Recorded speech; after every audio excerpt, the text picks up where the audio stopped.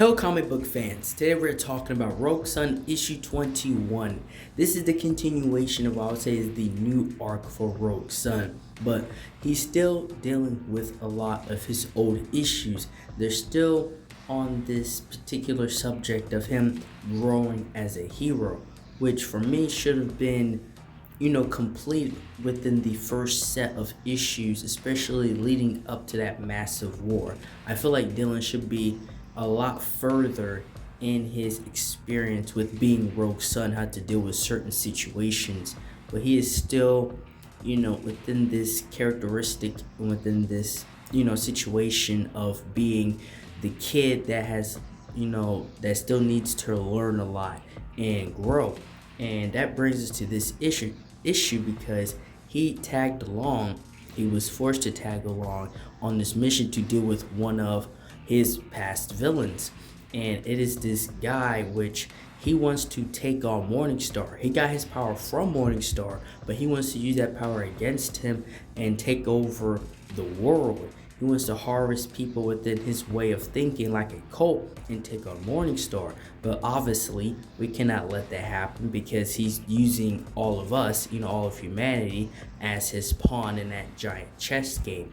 And between Rogue Sun and the person he tagged along with, which is a bounty hunter named Divinity, she is a lot more experienced character in this world and dealing with these situations and dealing with people, with these mystical magical abilities. And she told him, if you think you could take on Morningstar, then I want to see what you do up against this guy.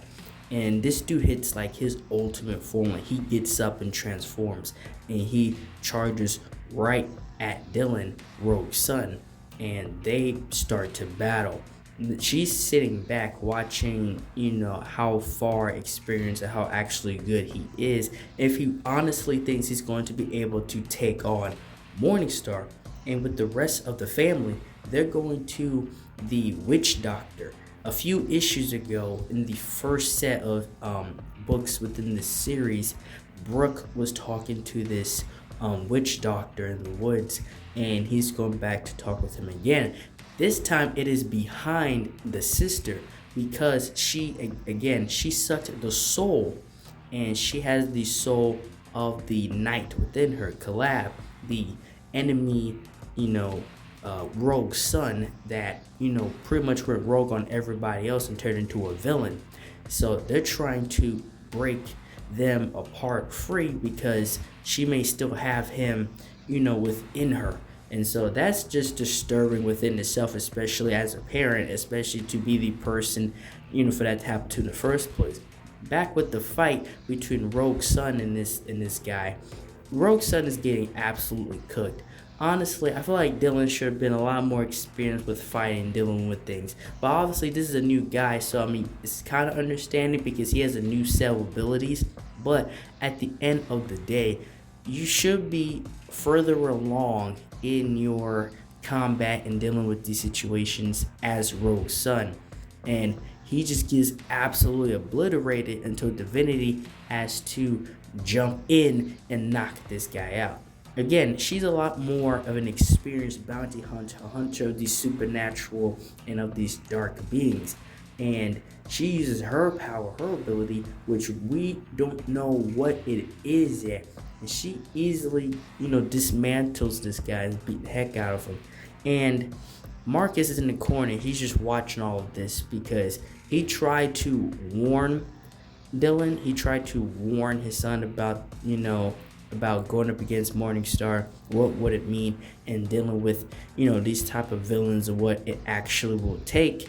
It's just taking Dylan a lot longer than I would had expected to actually get there. So Divinity ended up actually taking this guy out, proving that she really did not need, Dylan's help, Rogue Sun's help in the first place. So this was definitely something else.